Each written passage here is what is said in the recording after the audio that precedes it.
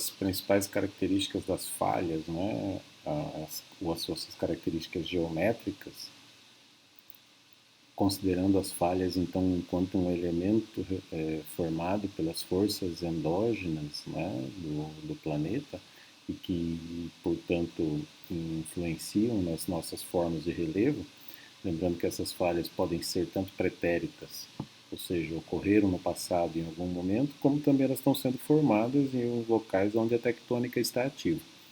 Mas, independente disso, elas influenciam, então, nas nossas formas de relevo e principalmente as suas características quando a gente trata de deformações na superfície terrestre. Né? Então, visto aí a origem das falhas, suas principais características geométricas, a origem com relação ao tipo de tensão que ela pode ter surgido, e ficou da gente ver alguns exemplos, né?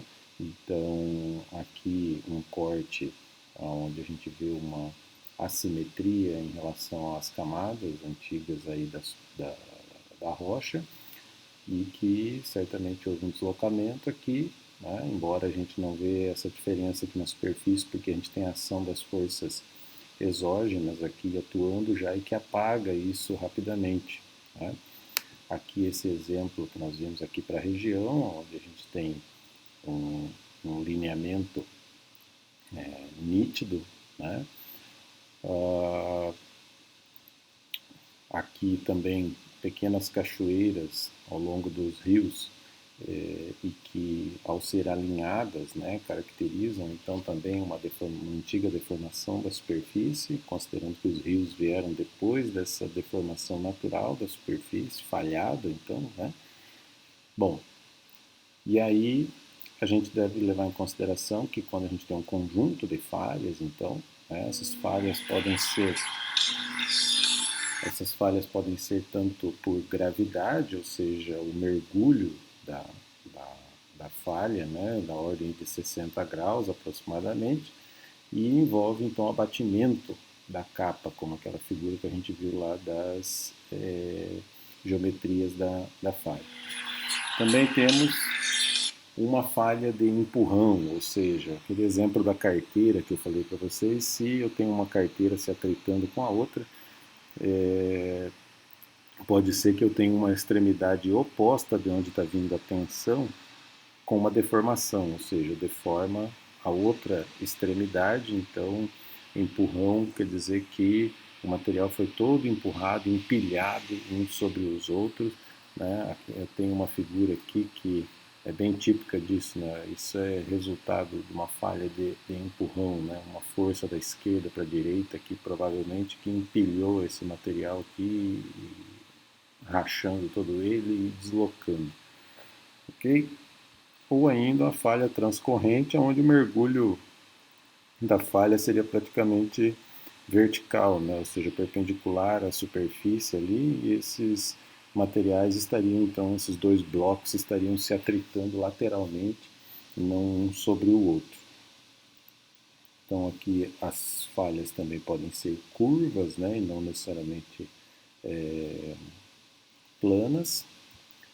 Aqui um exemplo interessante é que essa cachoeirinha, por exemplo, aqui, ela é resultante de uma antiga falha e que provavelmente teve uma ação lateral aqui dos dois blocos e quando os dois blocos se atritam, eles acabam deixando estrias, né, ou fissuras na rocha que não são feitas pela ação externa aqui de um clima úmido, né, mas pelo atrito físico entre dois materiais rígidos. Aqui um outro exemplo interessante, lembrando que tanto nessa cachoeirinha aqui como nesse exemplo aqui nós estamos falando daquilo que nós chamamos de neotectônica, ou seja, uma tectônica recente.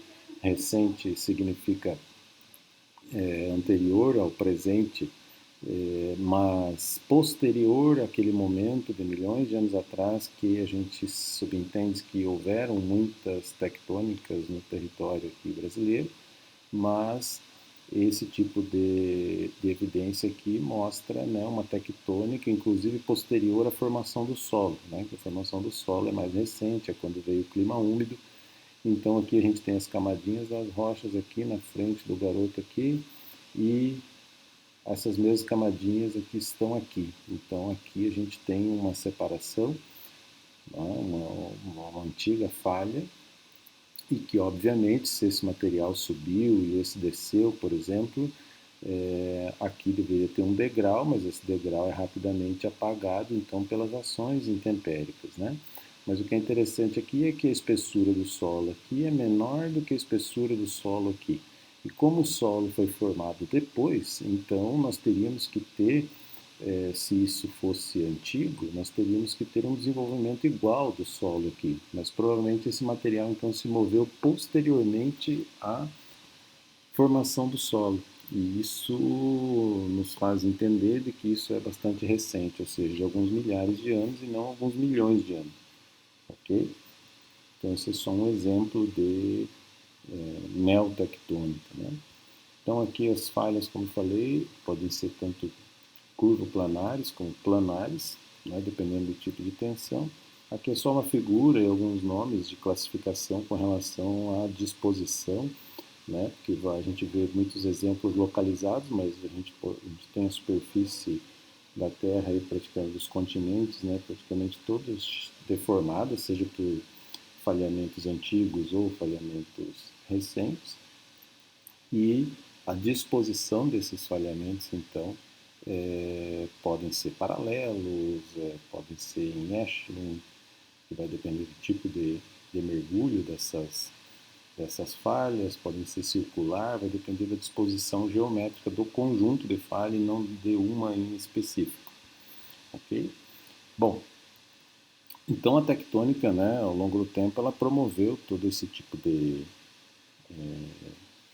deformações na superfície e que quando a gente tem então a ocorrência das forças exógenas atuando, as intempéries atuando, a gente vai ver que essas deformações acabam influenciando como que os rios vão se instalar, como que os morros vão e os vales vão serem formados. Bem, devido à pressão entre os blocos rochosos, né, a gente chega a ter até formar um tipo de rocha específico, dois tipos de rocha específico, conforme a pressão exercida nessa linha de falha ou nesse plano de falha. Então, se a gente tem uma pressão muito alta, né, porque se trata de um volume rochoso muito grande e a pressão, a tensão é tão grande, que a gente pode ter uma espécie de moagem do material, né, que são as brechas de falha, né, ou seja, se deformam fisicamente ali onde elas estão se atritando, ou ainda, se essa pressão for muito grande a ponto de aumentar a temperatura, nós temos os milonitos, né, que podem ter aí uma deformação até parcial, de maneira dúctil dessa rocha, mesmo estando na crosta, né, não num processo de metamorfismo. Bom, os estudos de campo com relação à identificação das falhas, né, então quando a gente tem um barranco, como alguns que a gente viu nas imagens aqui, procura-se aquele espelho de falha, conforme foi explicado, e aquele espelho de falha pode nos dar o direcionamento, né, tanto do mergulho como da linha de falha que poderia ter na superfície. E aí esses gráficos buscam representar, então, num barranco é medido várias vezes a linha de falha, né? E aí a gente pode ter para uma determinada localidade, por meio desse gráfico, o direcionamento preferencial das falhas. Então, como eu falei para vocês aqui para o estado do Paraná, devido à separação da África com a América, a maioria das deformações que a gente tem na forma de falha estão no sentido noroeste-sudeste, né? Mas isso em predominância, não necessariamente todas têm essa direção, ok? E aqui tem algumas imagens só ainda sobre os processos endógenos responsáveis pela formação do relevo. Nós temos aqui atividade vulcânica, né, que nem sempre a gente tem o vulcão em si, como por exemplo essa região aqui do estado do Paraná, que não foi necessariamente o vulcão que fez isso, mas a gente tem todo esse lineamento aqui ó, da disposição dos morros aqui, que são rochas basálticas, os famosos diques de diabásio, que eram antigas fissuras que a gente tinha na superfície por onde havia intrusão de magma. E aí, entre esses morros, a gente tem rocha sedimentar. Então, se a gente pensar uma paisagem como essa daqui, isso daqui é ígneo e isso aqui no entorno geralmente é sedimentar. Tá? É que agora as ações exógenas estão mostrando isso, mas no passado, né, isso aqui era uma antiga intrusão magmática e que acabou então controlando todo o relevo dessa região. Então é um tipo de força endógena, o vulcanismo, que acaba controlando as características de relevo de uma determinada região aí, ok? Então com relação às falhas, é isso. E aí vocês podem dar também uma olhada no material de apoio lá e qualquer dúvida entrar em contato.